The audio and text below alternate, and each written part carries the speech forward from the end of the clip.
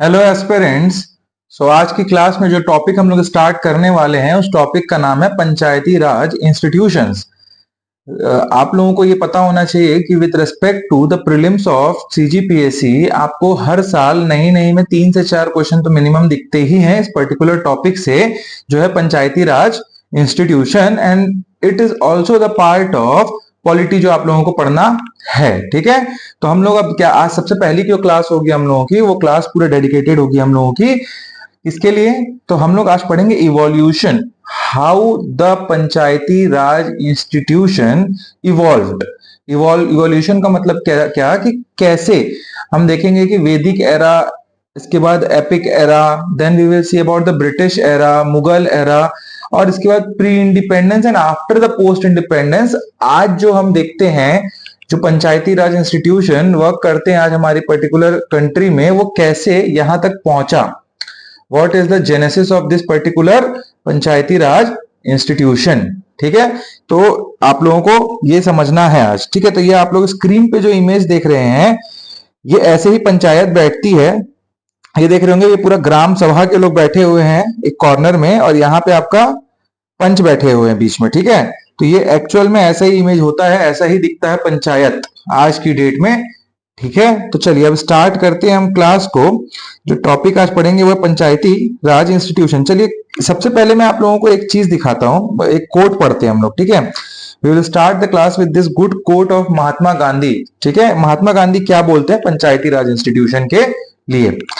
If we would see our dream of panchayati raj that is true democracy realise. उनका कहना है अगर हम पंचायती राज स्टेब्लिश कर पाते हैं इस कंट्री में, उस पर्टिकुलर टाइम में जब गांधी जी थे तब तक हुआ नहीं था, उनका एस्पिरेशन था कि कहीं पंचायती राज इंस्टीट्यूशन डेवलप हो जाता है इस कंट्री पे, तो एक्चुअल जो डेमोक्रेसी है हम चाहते हैं डेमोक्रेसी, वो हम अचीव कर पाएंगे। उनका ये कहना था। ठीक है, क्या कहना था?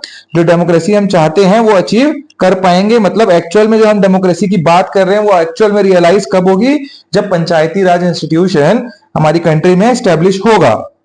We would regard the humblest and lowest Indian as being equally the ruler of India with the tallest in land।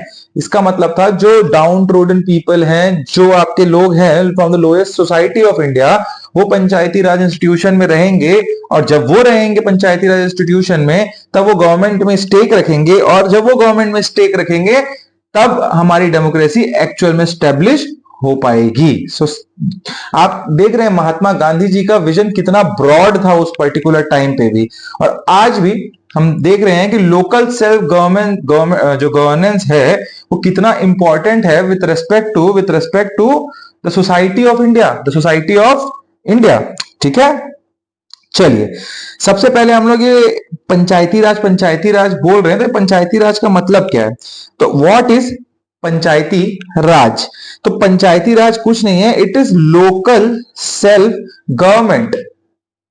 Local मतलब at the most basic level जो गवर्नमेंट, जो सेल्फ गवर्नमेंट मतलब दैट गवर्नमेंट हुज लीडर, जिनका leader elected है by the people of that particular area. ठीक है, तो an elected body is what panchayati raj institution stands for. ठीक है, तो आप बोल सकते हैं panchayati raj institution is a system of rural local self government in India. और rural local self government in India का काम क्या है? तो the work of this particular rural local self government is to look upon the affairs of villages. ठीक है, by the elected people और the member of the panchayat. ठीक है, चलिए अब जो टॉपिक हमको एक्चुअल पढ़ना है आज का वो पढ़ेंगे हम, that is evolution of panchayati राज। अच्छा guys, do prepare the notes. आप लोग सब नोट्स बनाते रहेंगे साथ में, बिकॉज आप लोगों को इसको मल्टीपल टाइम रिवीजन करना पड़ेगा, सो दैट इस पे जो क्वेश्चन आएंगे आपके टिप्स पे रहनी चाहिए चीजें। अगर टिप्स पे रहेंगे, ऑन द फिंगर टिप्स पे रहेंगे, तो आप आंसर सही हिट कर पाएंगे, आंसर सही क्रैक कर पाएंगे। ठीक है, काफी कंफ्यूजन है जब हम आगे जाएंगे, आप देखेंगे तो छोटी छोटी निटी गिटीज है, 1/6, 1/12, 1/10, सो वो सारी चीजें आपके पास नोट्स में रहेंगी। दैट टू आप बार बार रिवाइज करेंगे, then only you will be able to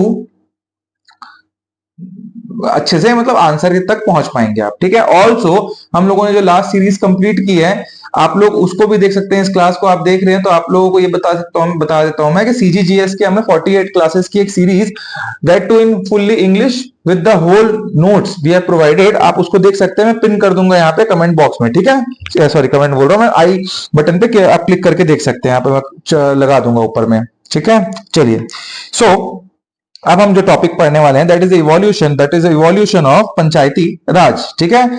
अब देखिए, पंचायती राज जो है, ये इवोल्यूशन, सबसे पहले हम देखते हैं कि वैदिक एरा में पंचायती राज सिस्टम एग्जिस्ट करता था कि नहीं। तो जो संस्कृत का वर्ड है पंचायतन, इस पंचायतन वर्ड का मतलब होता है, पंच का मतलब 5 होता है, तो ये संस्कृत का वर्ड है पंचायतन, उससे लिया गया है आपका पंचायत, ठीक है। और उस टाइम पे वैदिक एरा में पंचायतन हुआ करती थी, और वो पंचायतन में एक्चुअल में 5 मेंबर का एक क्या होता था, ये ग्रुप हुआ करता था, जो उस टाइम पे अफेयर्स को देखा करता था उस पर्टिकुलर विलेजेस का, ठीक है। उसमें एक स्पिरिचुअल मैन हुआ करता था। देखिए, जब वैदिक एरा चल रहा था तो spirituality was at its high, ठीक है। तो इलेक्शन हो या कुछ भी चीजें हो, इलेक्शन तो हुआ नहीं करता था, बट जो मेंबर ऑफ द सोसाइटी थे, हेड जो बोल सकते हैं, या एक spiritual member was always there on the group, so that he can, वो आपको बता सकता था उस ग्रुप को कि करना क्या है, क्या करना है, ऐसा, ठीक है। बट ये धीरे धीरे जब आगे टाइम बढ़ा वैदिक एरा में, ये अर्ली वैदिक एरा की बात हो रही है, जब लेटर वैदिक एरा में पहुंचते हैं हम, ऋग वैदिक एरा में पहुंचते हैं, तब तक जाते जाते हम ये देखते हैं कि ये जो है पंचायतन तो एग्जिस्ट करता है, बट उस टाइम पे स्पिरिचुअलिटी वाला जो मैन रहता था, स्पिरिचुअलिटी वाला one of the person who was spiritual in nature, जो स्पिरिचुअलिटी से रिलेटेड था, those people were not there in this पंचायतन।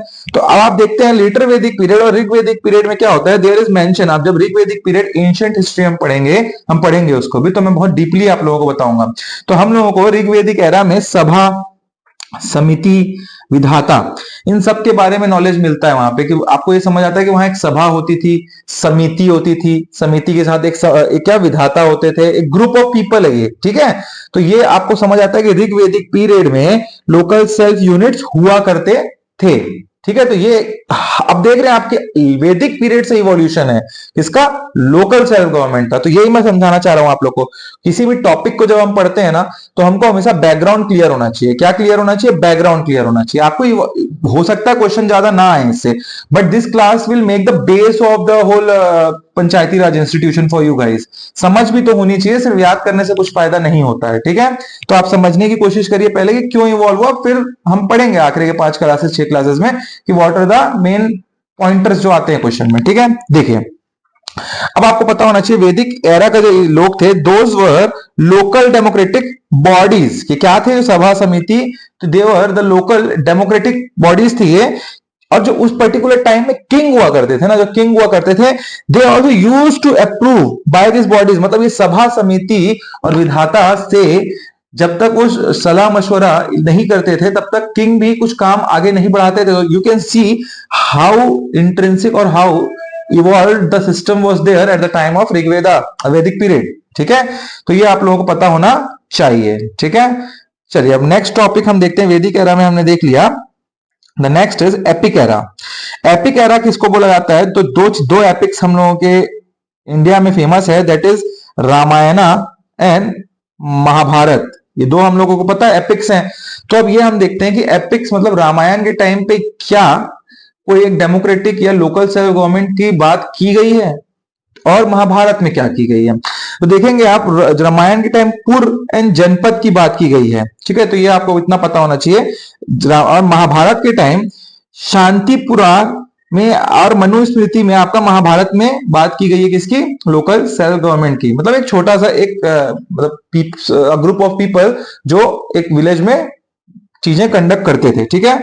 सो और आप लोगों को महाभारत एरा जो है उसमें क्या क्या मालूम पड़ता है, देखिए इसमें the group of 10, 20, 100 and 1000 villages का भी ग्रुप हुआ करता था, ये हमको मालूम पड़ता है, ठीक है। और इसमें 10 विलेजेस का एक क्या होता था हेड, 20 और 20 प्लस विलेजेस के हेड का नाम क्या है, ये क्वेश्चन में आ भी सकता है, तो आपको पता होना चाहिए। गमिक बोला जाता था, जो है होता था हेड ऑफ द विलेज। क्या, गमिक was the name of the head of the village. मतलब एक विलेज में, उस एरा में जो एक विलेज का हेड जो आज पंच का होता है, सरपंच होता है, उसको उस टाइम पे गमिक बोला जाता था।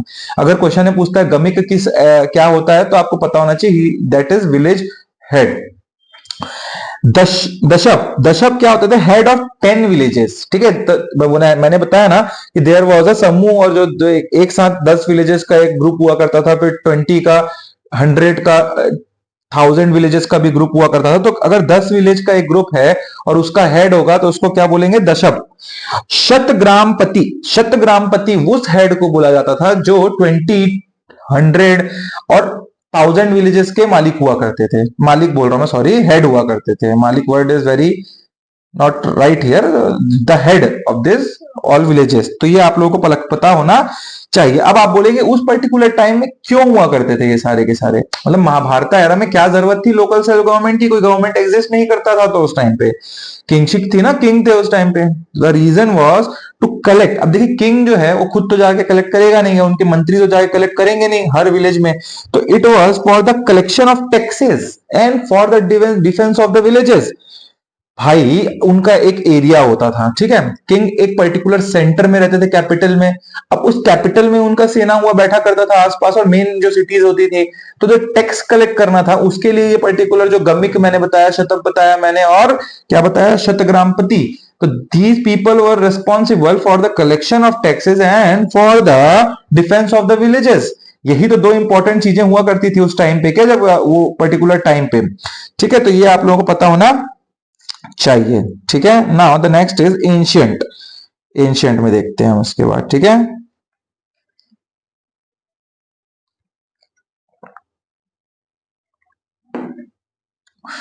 तो देखिए, जब एंशियंट की बात करते हैं हम, एंशियंट मतलब एंशियंट हिस्ट्री, मिडाइवल हिस्ट्री और ब्रिटिश हिस्ट्री देखेंगे अब हम, ठीक है, 3 टॉपिक।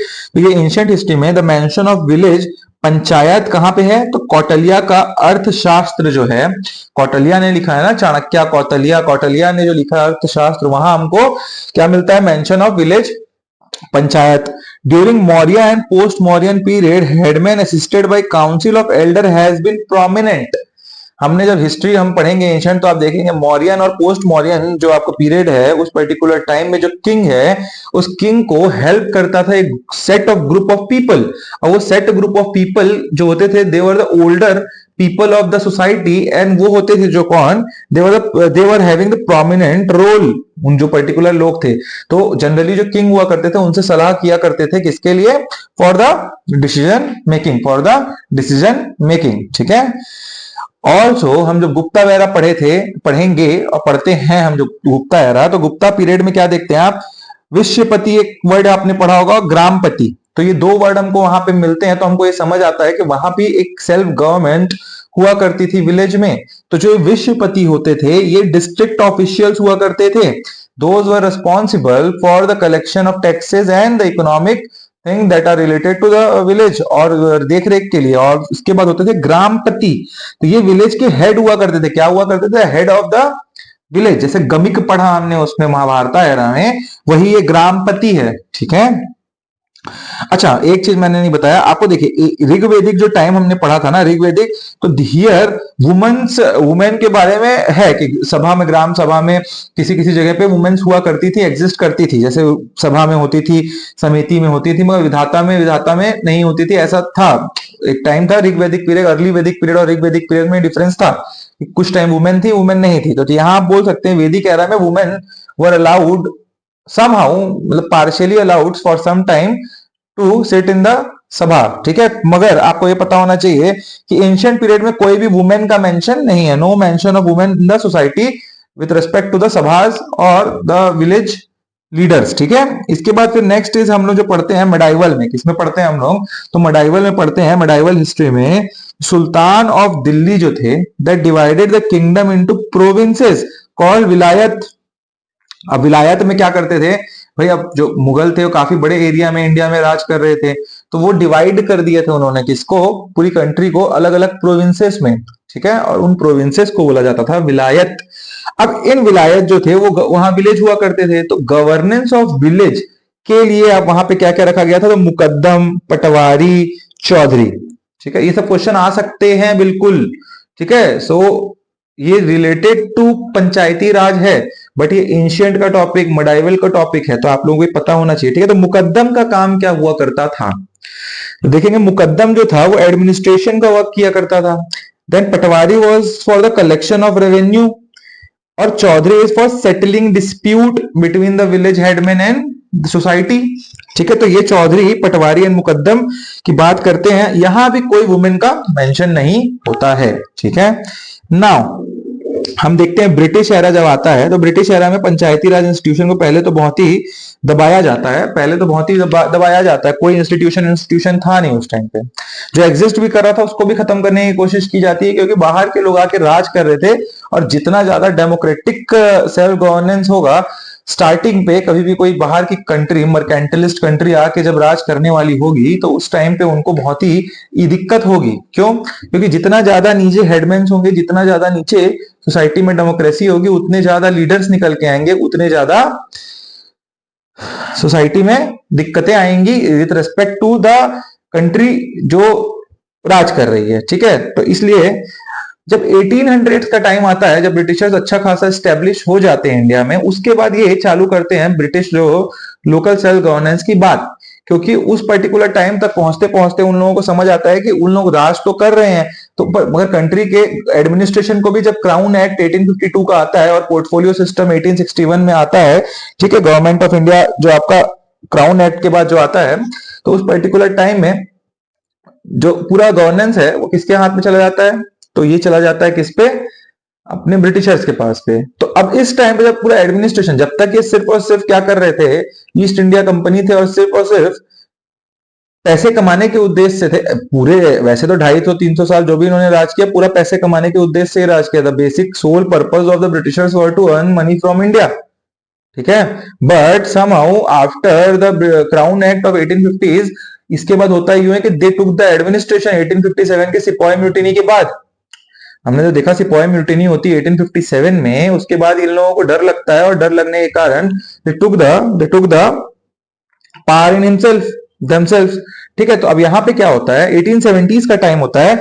विलेज पंचायत को मेयो का रिजोल्यूशन आता है। किसका? Mayo's resolution of 1870 give impetus to development of local institution by enlarging the power and responsibilities. तो अगर क्वेश्चन में आता है कि फर्स्ट टाइम ब्रिटिशर्स के टाइम कौन से रिजोल्यूशन से पावर दिया जाता है, थोड़ा सा मतलब पुश दिया जाता है विलेज पंचायत के लिए, विलेज में पावर इंस्टीट्यूशन, लोकल इंस्टीट्यूशन को, तो it was the Mayo's resolution of 1870। ठीक है, अदर रीजन मैंने बता दिया, द 1857 सिपाही म्यूटिनी वॉर। ठीक है, चलिए इसके बाद हम नेक्स्ट देखते हैं Lord Ripon of 1882। Lord Ripon was one of the best, मतलब आप बोल सकते हैं सबसे अच्छे वाइसरॉयज में थे इंडिया के। क्या थे? बहुत अच्छे वाइसरॉयज में थे वो इंडिया के। ठीक है, तो लॉर्ड रिपन 1882 में जो आते हैं, he was known as the, मतलब लॉर्ड रिपन ने जो किया था उस पर्टिकुलर टाइम में बोला जाता है कि Magna Carta of local self governance. मतलब मैग्ना कार्टा का मतलब क्या होता है एक्चुअली में? मैग्ना कार्टा एक्चुअली में एक लॉ है, ठीक है, जो ब्रिटिश पार्लियामेंट ने पास किया था समहाउ 11th और 12th सेंचुरी एडी में। तो इसीलिए जनरली आप देख रहे हैं Magna Carta of this, Magna Carta of that, ऐसा बोला जाता है। उसका रीजन ये है कि मैग्ना कार्टा मतलब दैट इज पायोनियर, स्टार्टिंग है। मतलब वो जो मैग्ना कार्टा है वो ब्रिटिश पार्लियामेंट के स्टार्टिंग लॉज में है 11th-12th सेंचुरी में, और आज भी वो पर्टिकुलर एक्ट जो है मैग्ना कार्टा वहां एग्जिस्ट करता है शायद, तो वही है, इसीलिए इसको बोला जाता है Magna Carta of local self government. मतलब यहां से हम देखते हैं पहली बार जो लोकल सेल्फ गवर्नेंस आज हम देख रहे हैं, उसका बेसिस हमको यहाँ कहीं ना कहीं यहाँ से जेनेसिस आज भी दिखता है, मतलब वहां से स्टार्ट होता है जो आज हमारे पास है, तो इसीलिए उसको मैग्ना कार्टा बोला जाता है। प्रोवाइडेड डेमोक्रेटिक फ्रेमवर्क टू पंचायती राज। ठीक है, तो डेमोक्रेटिक फ्रेमवर्क यहीं से मिला था हमको पहली बार। मेयोज रेजोल्यूशन में थोड़ा पुश मिला था, इंपेटस मिला था, लॉर्ड रिपन से हमको डेमोक्रेटिक फ्रेमवर्क मिलता है। ठीक है, ऑल्सो देखिए जो उस टाइम मेंबरशिप थी तो सब इलेक्टेड, जो नॉन इलेक्टेड मेंबर हुआ करते थे। तो ये जो डेमोक्रेटिक फ्रेमवर्क का बात हुआ उसमें क्या किया था लॉर्ड रिपन ने, तो उन्होंने जो पर्टिकुलर काउंसिल थी जो एक विलेज को लीड करती थी, हेड करती थी, उसमें 2/3 मेंबर्स को इलेक्टेड मेंबर और नॉन ऑफिशियल इलेक्टेड मेंबर बोला उनको, कि नॉन ऑफिशियल होने चाहिए वो इलेक्टेड होने चाहिए। क्या होने चाहिए? वोटिंग होके इलेक्ट होके आने चाहिए, और दैट टू नॉन ऑफिशियल होने चाहिए, मतलब कोई पोजीशन में या ब्रिटिश पोस्ट में होने वाला आदमी नहीं होना चाहिए। तो यहां से आपको दिखता है this was that's why called as the Magna Carta of local self government. ठीक है, चलिए तो नेक्स्ट आता है रॉयल कमीशन ऑन सेंट्रलाइजेशन। क्या आता है? रॉयल कमीशन ऑन सेंट्रलाइजेशन इन 1907। कब आता है? 1907 आता है, ठीक है।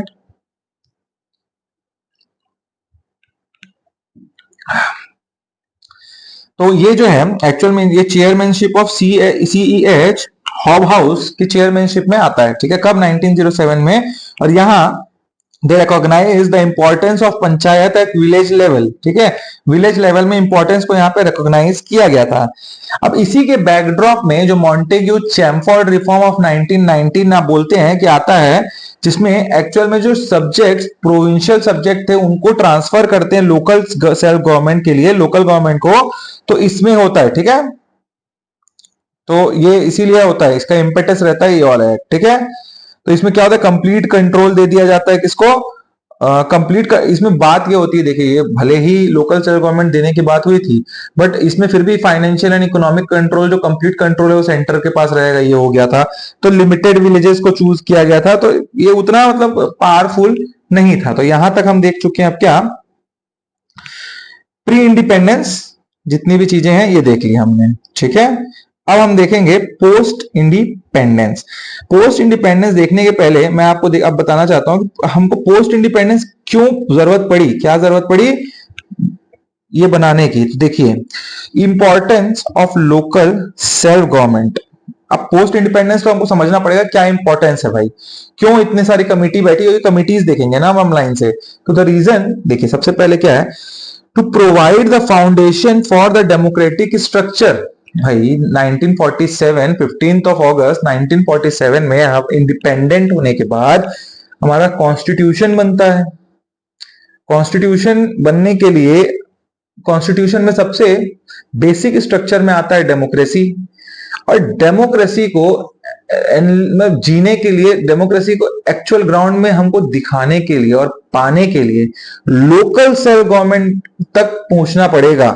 तो the provide the foundation of democratic structure. जब लोकल लेवल पे, मिनिमलिस्ट लेवल, सबसे नीचे के लेवल में हमारे पूरे एडमिनिस्ट्रेशन में, वहां का भी गवर्नेंस, वहां तक पैसे पहुंच रहे हैं, वहां तक ब्यूरोक्रेसी सही से काम कर रही, वहां तक लोगों को हेल्प मिल रहा गवर्नमेंट का, तभी तो हम बोलेंगे ना कि डेमोक्रेसी इज, जो बोल रहे हैं हम डेमोक्रेसी, वो एक्चुअल में हम प्रैक्टिस भी कर रहे हैं। तो इसीलिए, ठीक है।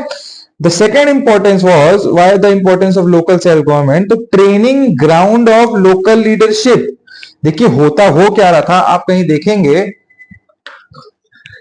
जो एक्चुअल लीडरशिप होता है हमारे कंट्री का, जो हम विधायक बनते हैं, पार्षद बनते हैं, लोग सांसद बनते हैं, MPs, MLA, president, chief minister, अगर वो लोकल लेवल से, भाई किसी को पॉलिटिक्स स्टार्ट करनी है, किसी को अपनी बातें रखनी है, तो they have to have some channel, कोई एक रास्ता होना चाहिए। भाई आपको कहीं बिलासपुर से रायपुर पहुंचना, रायपुर से दुर्ग पहुंचना, ठीक है। जब तक आपको रास्ता नहीं मिलेगा तो आप पहुंचेंगे कैसे? पहुंच तो जाएंगे आप, जिस रास्ते को आप ट्रेवल करके 3 घंटे में आ सकते हैं, दुर्ग टू रायपुर, बिलासपुर टू दुर्ग 4 घंटे में, उस रास्ते को कहीं रास्ता नहीं होगा या रास्ता पता नहीं होगा आपको, तो हो सकता है 2 दिन लग जाए, 1 महीना लग जाए। तो यही बोलना चाह रहे हैं, training ground for local leadership. आपको पता है कि how to become a leader, what are the issues of the local people, तो उसका रीजन था, ठीक। Then local people know their problem well and can suggest better solution. भाई साहब अगर देखिए आप एक पर्टिकुलर विलेज में रहते हैं, उस पर्टिकुलर विलेज में पानी की दिक्कत है, किसकी दिक्कत है? साफ पानी पीने की, पानी की दिक्कत है, ठीक है। उस पर्टिकुलर विलेज में connectivity of the village is not good, ठीक है।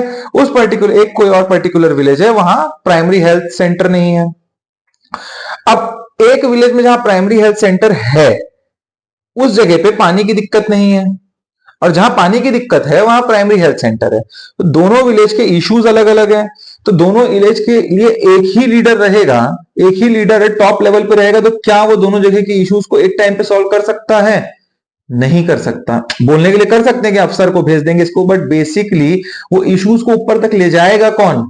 उसके लिए कोई ना कोई गवर्नेंस में होना चाहिए। तो वही है कि लोकल पीपल हमेशा ज्यादा जानेंगे इस पर्टिकुलर चीज के लिए, तो उस जगह के पर्टिकुलर, उस जगह के इश्यूज के बारे में। तो ये इंपॉर्टेंस है लोकल सेल्फ गवर्नमेंट का। Then to encourage self help and voluntary services and save expenses. देखिए कोऑपरेटिव ग्रुप्स बनाए जाते हैं वहां, सर्विसेज, तो सारी चीजें मिलजुल के की जाती हैं एक विलेज में, तो उससे क्या होता है? एक्सपेंस भी कम लगता है और एनकरेज करते हैं सेल्फ हेल्प को। Then the next is government can reach ordinary people. अब भाई जो चीफ मिनिस्टर बैठा है, आप बोलेंगे चीफ मिनिस्टर, एक और एक 2.5 करोड़ जनसंख्या छत्तीसगढ़ की है, the population of Chhattisgarh is 2.5 crore approximately, हम मानते हैं 11 सेंसस से। तो आपको क्या लग रहा है, एक विधायक अपनी जगह के 10 लाख लोगों से सबसे मिल सकता है क्या? एक एमपी जो 18 लाख लोग हैं, 18 लाख पीपल हैं, उनसे हर एक आदमी से मिल सकता है क्या? एक चीफ मिनिस्टर 2.5 करोड़ लोगों से मिल सकता है? It is not at all possible. क्या एक कलेक्टर 2.5 लाख लोगों से मिल सकता है? क्या एक डिप्टी कलेक्टर हर एक आदमी की बात सुन सकता है?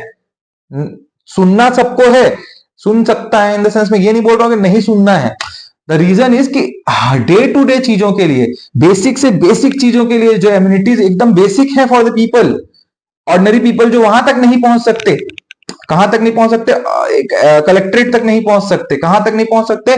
विधानसभा तक नहीं पहुंच सकते, कहां तक नहीं पहुंच सकते? किसी वकील तक नहीं पहुंच सकते। उन जगहों पे government can reach the ordinary people through the panchayat. ठीक है, 1000 लोगों का समूह होता है सभा, एक दूसरे को एक एक आदमी जानता है, सरपंच हर एक आदमी का चेहरा बाई फेस बाई नेम जानते हैं एक एक विलेज में। तो आप समझ रहे हैं डेमोक्रेटिक डिसेंट्रलाइजेशन कितना इंपॉर्टेंट है हमारे लिए। ठीक है, अब इसके बाद lesson burden of state and central government. मैं वही बताया ना अभी आपको, जितना ज्यादा हम लोग डिवॉल्व करते जाएंगे, डिसेंट्रलाइज करते जाएंगे, तो उतना ज्यादा जो बर्डन टॉप मोस्ट लोगों के ऊपर है वो कम होगा। उनके पास स्क्रूटनी होकर चीजें आएंगी, जो चीजें नीचे पे डील। अब एक यार आप समझ के देखिए, एक एमपी है, ठीक है, let's take the example of एक एमपी। अब एमपी के पास एक वार्ड के, आप बोलेंगे कि हमारे रायपुर का एक एमपी है, उसके पास आप पहुंच जाएंगे कि हमारे वार्ड में पानी नहीं आ रहा है। ठीक है, इज इट, मतलब आप सोच के देखिए, इज इट वो कर सकता है क्या? वो काम कर तो सकते हैं, बट अब क्या हर आदमी उनके पास पहुंच जाएगा? तो एक बर्डन हो जाएगा उनके पास। अब यहां पे क्या होगा, सेंटर और स्टेट, मतलब स्टेट के विधायक जो विधायक का काम करेंगे, वो लॉज बनाएंगे अपने स्टेट के लिए, एमपीज एमपीज का काम करेंगे, निगम के लोग निगम का काम करेंगे, वार्ड के लोग वार्ड का काम करेंगे, वैसे ही ग्राम के लोग ग्राम पंचायत के लोग ग्राम पंचायत का काम। सबका काम बटा हुआ है। जब काम बट जाता है तो काफी इजी होती है चीजें। ठीक है, इसीलिए बोलते हैं आपको कि सिलेबस जब भी आप पढ़ें किसी भी कॉम्पिटिटिव एग्जाम का, तो हमेशा एक टाइम टेबल बना के पढ़ें। एक पर्टिकुलर टाइम टेबल होना चाहिए, इतने दिनों में ये सब्जेक्ट हमको कवर करना है। जब आप ऐसा कर लेंगे तो आपको वही होगा, जब डिवीजन ऑफ वर्क कर दिया जाता है ना, कि आपको बर्डन कम हो जाता है। जैसे मैं बोलूं आपको कि आपको लक्ष्मीकांत एम लक्ष्मीकांत खत्म करनी है, ठीक है, अब आप बैठ गए उसको लेके, ठीक, अब आप बोलेंगे 10 दिन में मैं एम लक्ष्मीकांत खत्म कर दूं, डैम श्योर आप फर्स्ट टाइम पढ़ रहे हैं तो नहीं होने वाला हो। ठीक है, तो 7वें दिन पे आप पैनिक कर जाएंगे, क्योंकि आप देखेंगे 25-30 चैप्टर बचे हैं मेरे पास। अगर उसी को आप रिलीजियसली दिमाग लगाएंगे कि मैं 2 दिन में 2.5 घंटे ही सिर्फ एम लक्ष्मीकांत पढ़ूंगा, 5 चैप्टर ही पढ़ूंगा उसका, आप देखेंगे जितने चैप्टर हैं वो महीने भर में खत्म हो जाएंगे। तो बर्डन हुआ कि आपके ऊपर? नहीं हुआ बर्डन। और जब बर्डन होता है तो इंसान पैनिक करके क्या होता है, चीजें भूलता है और पढ़ नहीं पाता अच्छे से। तो इसीलिए बोल रहा हूं मैं कि आप अच्छे से उसको क्या करें, टाइम टेबल बना के पढ़ें। ठीक है, चलिए अब हम लोग ना नेक्स्ट क्लास में जो टॉपिक है पोस्ट इंडिपेंडेंस, अब हमने ये तो पढ़ लिया क्यों चाहिए सेल्फ गवर्नेंस। अब हम पोस्ट इंडिपेंडेंस क्या इंपॉर्टेंस है, क्या क्या कमिटीज बनी और क्यों बनी, क्यों क्या क्या सरकार आई और किन सरकारों का क्या इंपैक्ट था, वो सारी चीजें देखेंगे अगली क्लास में, जो कि रहेगा हमारा इसी क्लास का एक्सटेंशन। ठीक है, चलिए तो मिलते हैं नेक्स्ट क्लास में। Hope you guys like the class, आप लोगों को अच्छा लगा हो। अगर अच्छा लगा हो क्लास तो लाइक बटन जरूर दबाइएगा, और कमेंट बॉक्स में कमेंट कीजिए कुछ भी आप लोगों को और इनपुट चाहिए, नोट्स चाहिए और कुछ क्लासेस चाहिए। Also guys share with the people, जो आपके फ्रेंड्स एंड फैमिली जिनको ये पर्टिकुलर टॉपिक पढ़ना है और हेल्प हो सकता है। तो मिलते हैं नेक्स्ट क्लास में। Till then guys, be happy, be consistent with your studies and enjoy the life. Thank you.